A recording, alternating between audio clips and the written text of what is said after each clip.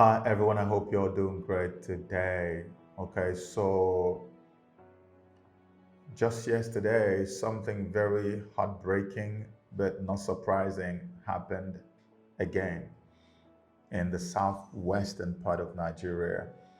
Um, some Islamic fundamentalists, aka Fulani herdsmen, according to reports, stormed a church while service was ongoing and opened fire on the worshippers and massacred these people in cold blood. Local media in Ondo State report that several gunmen opened fire on worshippers at the church during Sunday Mass and then also detonated explosives. According to what the priest relates, he said they were already at the end of the service. When they started, he had already asked people to start leaving. When they started hearing gunshots, the local hospital in this same place, they're saying that about 40 to 50 bodies were brought. Some of them already confirmed dead, and some of them need some treatment. The state governor described the attack as vile and satanic on people who have, quote, enjoyed relative peace over the years. Although no one's claimed responsibility, Islamist attacks in the African country have ramped up in recent weeks against Christian communities. I am heartbroken to see what these guys did. But this is not the first time that this has happened. This has been going on for as long as this regime has been in power. Even before, but actually since this regime came to power in Nigeria, this evil that you see happening in Ondo State has become like a tradition, like a culture, like a way of life, because no one ever gets punished for stuff like this. You even have cases in the past where these guys would kill and own up and say, we did it, and nobody gets arrested. This is what we've been dealing with for the past 8 years, 7 years plus, maybe. This is the Nigeria of today. I remember the one they did in Benue State, one of the numerous ones that happened in Benue State, where they actually killed these worshipers in church and massacred all the choir members, and then took their garments, their choir dress, and wore it, and were making a jest of them.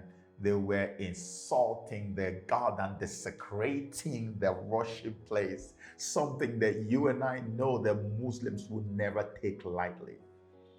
Was it not the other day that a girl was killed and burned for blasphemy? Can you walk into a mosque and go to do stuff like this and do it repeatedly over and over and over, and Muslims are just going to stay quiet and do nothing? Only in Nigeria, Christians have been so terribly messed up, humiliated to the point that it has now been accepted that this is our fate. It is our destiny to be massacred in the hands of these wicked, bloodthirsty demons. And the government of the day does nothing. Have you asked yourself, where are all the predominantly Christian people that reside in southern Kaduna? The Zango Katavians and the rest of them in southern Kaduna, where are they? Have you gone to take stock? They have killed off nearly everything in that place, everyone in that place. And the rest of us in the south say, oh, that's far away in Kaduna. Go to Kanu, Sokoto, Borno, Meduguri. And the true Muslims will come out and say, but this is not us. This is not who we are. But then at the end of the day, the mission of the guys who are doing this is clear. They are gradually Islamizing the entire region. As clear as the day. A sitting governor in Benue State, Governor Samuel Otom, has come out on record and said it to the whole world that this is the plan, that these people say that Nigeria belongs to them and that every region is their own. A sitting governor. And no one paid attention. Melafia Obediah came out and spoke to us. No one paid attention. And the guys in question are gradually pushing further down. CIA and the US military under Donald Trump told us that they have infiltrated Nigeria and are now even in southern part of Nigeria, in eastern part of Nigeria, no one paid attention. Where are our Christian preachers? Where are our bishops and papas and mamas? What is stopping us from taking collective action against these guys? And say to the government, we are sick and tired of your redundancy and inactivity and ineptitude. We are going to stop our people from going to any elections. They will come and they will pay you and tell you, oh, please campaign for PVCs in your churches, and you will go and campaign for PVCs.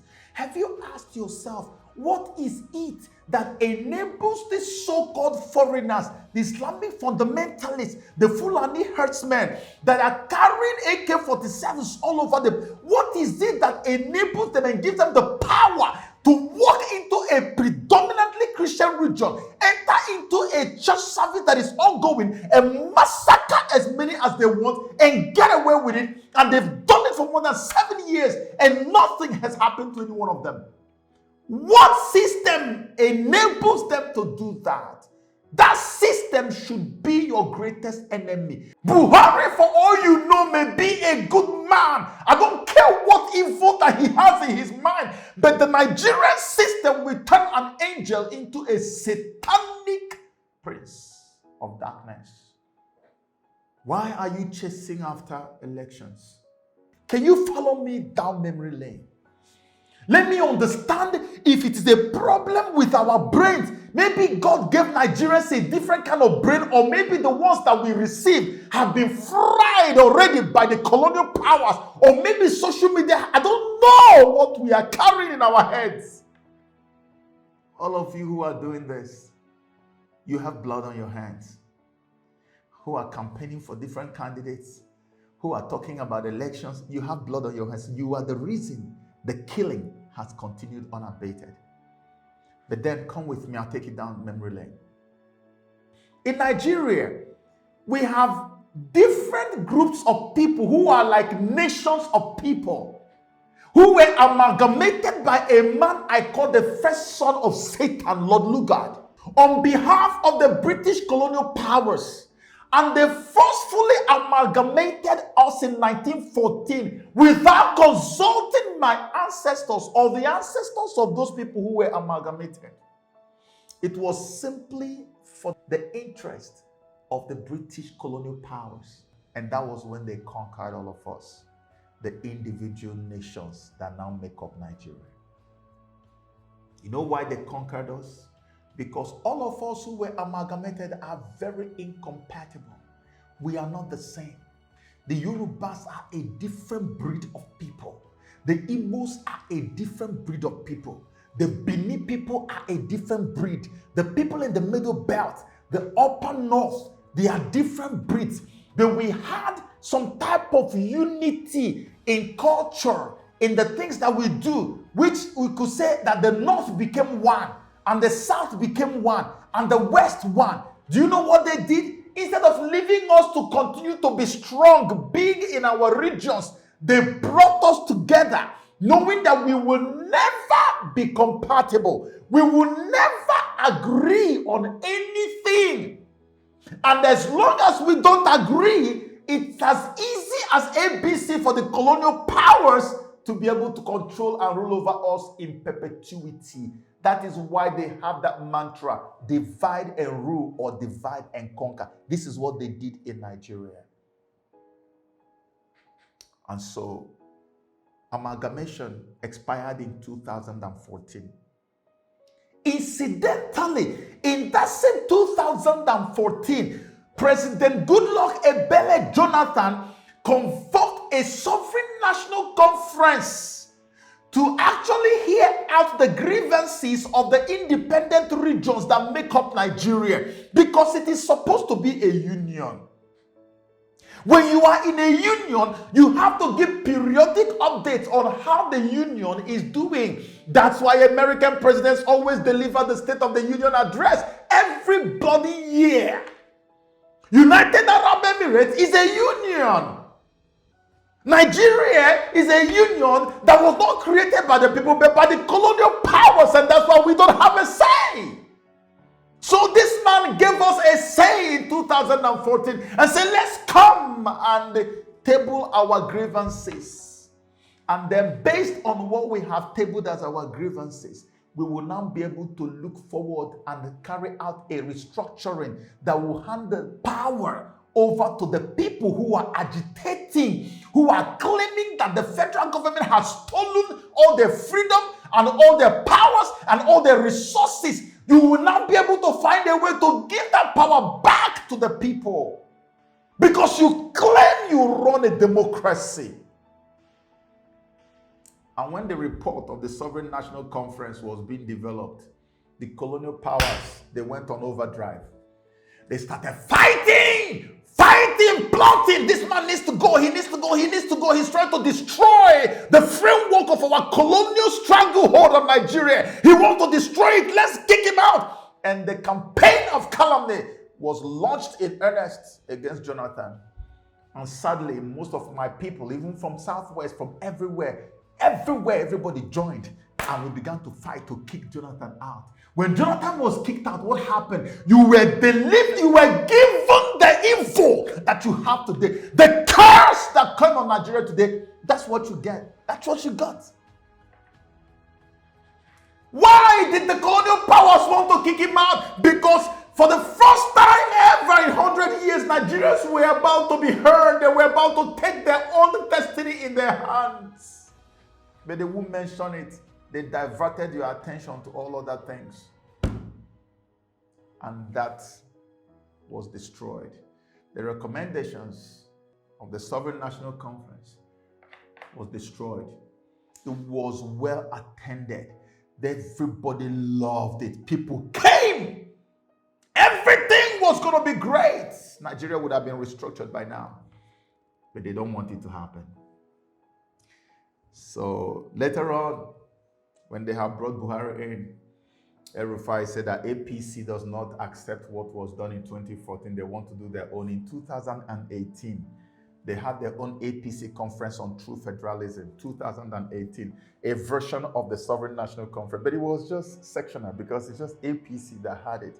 It didn't make any sense, but they still came up with their own recommendations on what should be done so we can have a true federalism in Nigeria. So we are now asking ourselves, Jonathan did his own in 2014. El-Rufai carried out the APC one in 2018. Where are these recommendations on how to have a true federalism in Nigeria? If you say you practice a proper federal system of government, why are we living in a satanic backward autocracy? Autocracy with a touch of crudity and the absolute insanity. That's what we are living in Nigeria.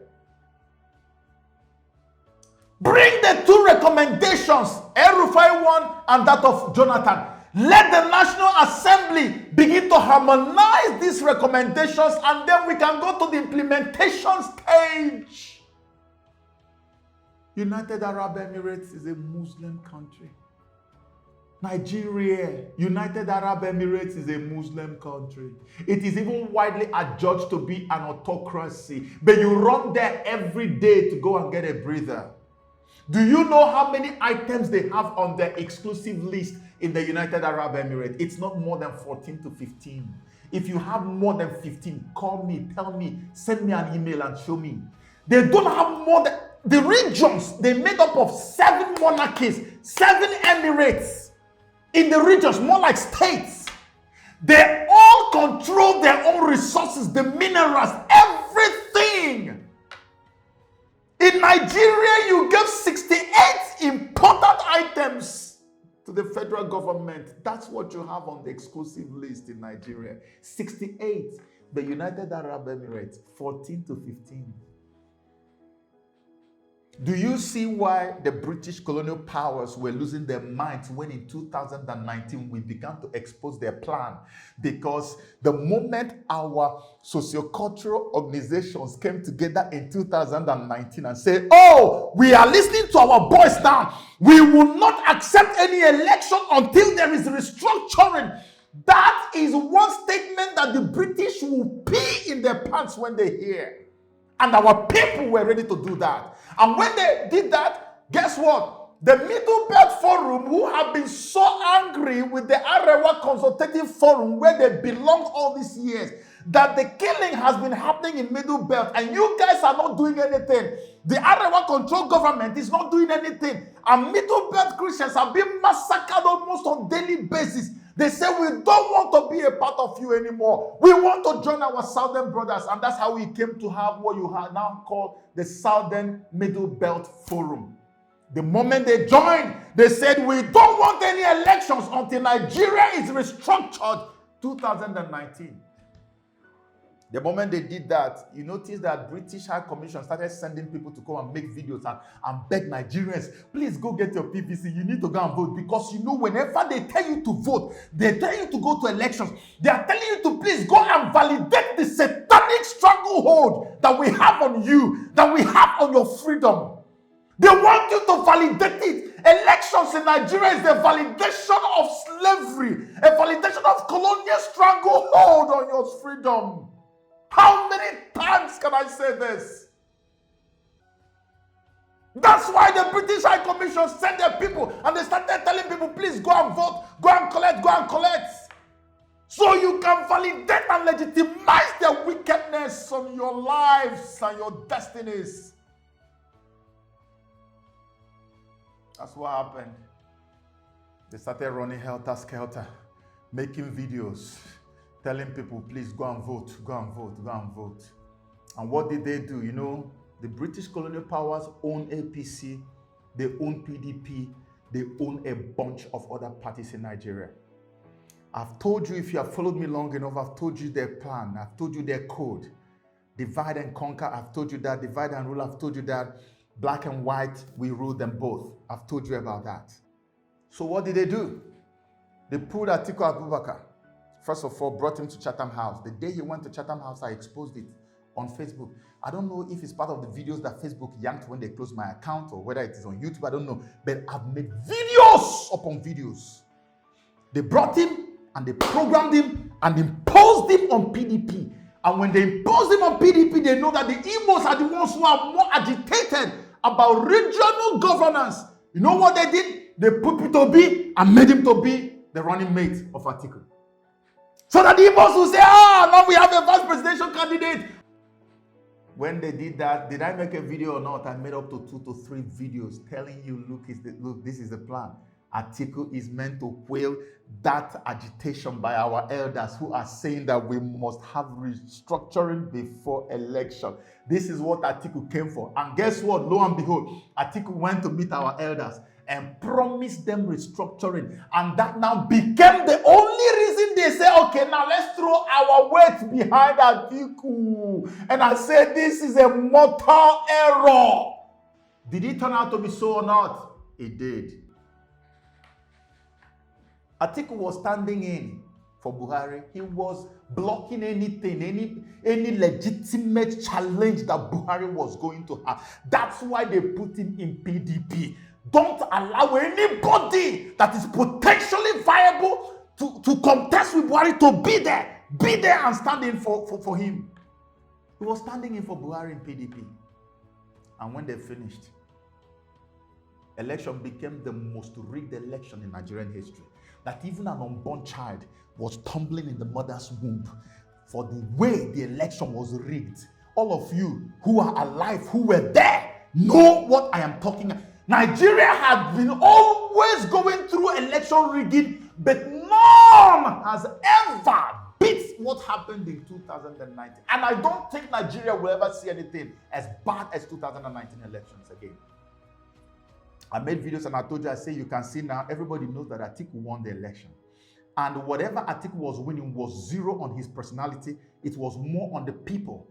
It was the people saying we are tired of this nonsense. We are tired of the massacres. We are tired of killers getting away with murder on our land. We are tired of the wickedness we are seeing every day that nobody gets punished for.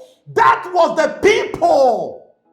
It wasn't for Atiku. But Atiku took that same people's mandates and trashed it on the ground, and I warned everybody that it was going to happen. Did it not happen? Did you see Atiku fight the election result? Did you see him contest the result? No! I said he was going to be settled and he would go and rest and enjoy his loot. Is that not what happened? That's what happened.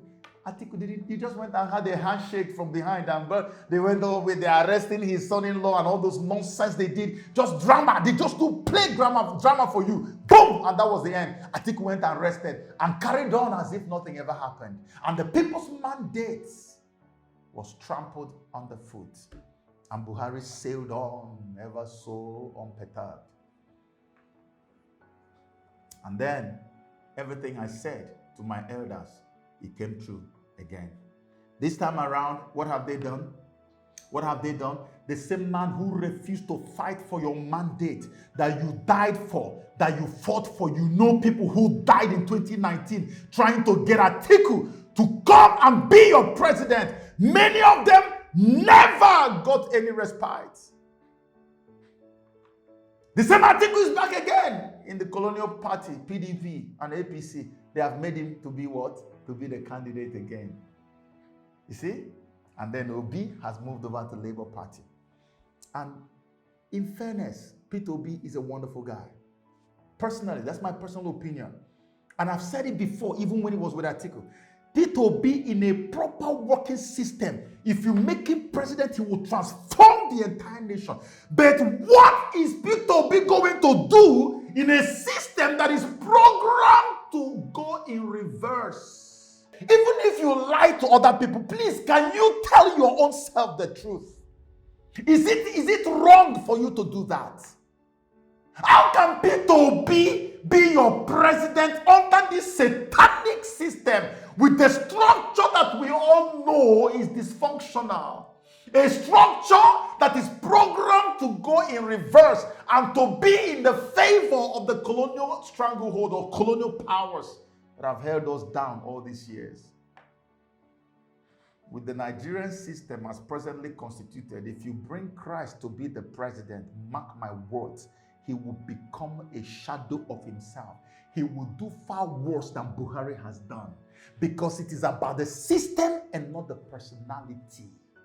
Why are we raising up personality cults and forgetting and neglecting the system that will always corrupt the personalities? If it is built to go down and you want to go up, the more you climb, the more it pushes you down. The Nigerian system is built to operate in reverse. I've explained this to us in previous videos. They have documents. They have documents saying what I'm saying. This is not an expression. This is not me being angry. It is there. It's there. They say Nigerian system is not functional or in existence anywhere in the world. It is built to work in reverse. So the moment you come there, even as an angel, you will become a demon. You will become a satanic prince of darkness immediately. Because the system will change you overnight. So what is wrong with them trying to change that system? Trying to remake that system before going to elections? If Obi wins election, if Atiku wins election like he won the last time, what makes you think that they are going to give it to him or give it to Obi? What makes you think that the person that is in charge of INEC is going to behave and do the right thing? Let's go back to restructuring before elections. I am screaming on top of my lungs because I am so angry at the set of human beings we have in Nigeria. You see them already campaigning, getting ready. Is it because you guys are hungry, you need money, or you are looking for attention, or what? You don't need any freaking election in Nigeria. Nigerian youths, listen to me, please. Listen to me. If you want this change, to happen in your lifetime, if you want this change to happen in your lifetime, I repeat, begin to raise groups in your communities and begin to reject every push by anyone who wants you to go to any election. It's not a matter of, well, I don't want to vote. No, it's not one individualistic thing. No, let's make it a communal thing. Let us tell the whole candidates that are coming out to their faces, we don't freaking care about your candidacy. We want Nigeria restructured and power given to us, the people, because we own the power. Stop lying to us. We don't need your elections. Election is a validation of the satanic colonial stranglehold on our people. And the end is now. If we want, if we don't want, well, let's go ahead and continue to campaign. Oh, this is the man who will do it. He will do it. He will do it. As if something has gone wrong with our brains. You become the president. Where is the National Assembly that is going to be used by you to change things? Who is controlling the same National Assembly? Do you think you go to power and you will change the figure or tilt the balance? No! Until the system is changed, we can hold them to ransom and say, we are not voting. Let the National Assembly have an emergency session and debate the two recommendations. We have recommendation from 2014. We have recommendation from 2018. Break it and debate it and let us begin to implement so that the regions will have power. In Nigeria, you call the governor the chief security officers. They don't have any control over any security apparatus in their states. They don't. They've already made the local governments autonomous on their own. What is it that the state governor is? That's why they can enter into Akire Dolu's state and kill and murder people. That's why they can go into any state and murder, and the guy cannot do anything because he doesn't have any control.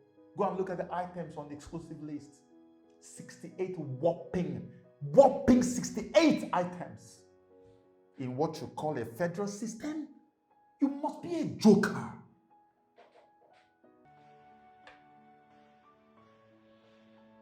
Wake up, Nigerians. I already have a headache. But wake up, Nigerians. Wake up, Nigerians. Wake up, Nigerians. This madness has got to stop now or never. Or it will never stop. The guys are taking us for a ride. They are taking us, we are being recolonized all over again. It's why I don't like getting involved in Nigerian matter, because it drives me insane. They're already laying pipes to send our natural gas to Europe. Did they tell you that? You're not getting any serious royalty from the oil that is being sold. Everything you have belongs to the British.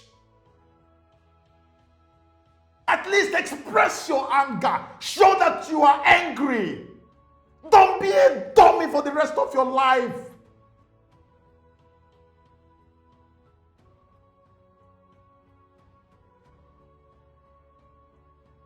No elections.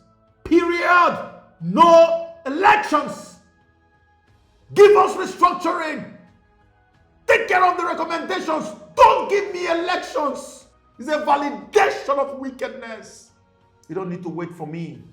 Start up groups in your different regions and campaign against this stupid election. It's hopeless. It does not produce any result.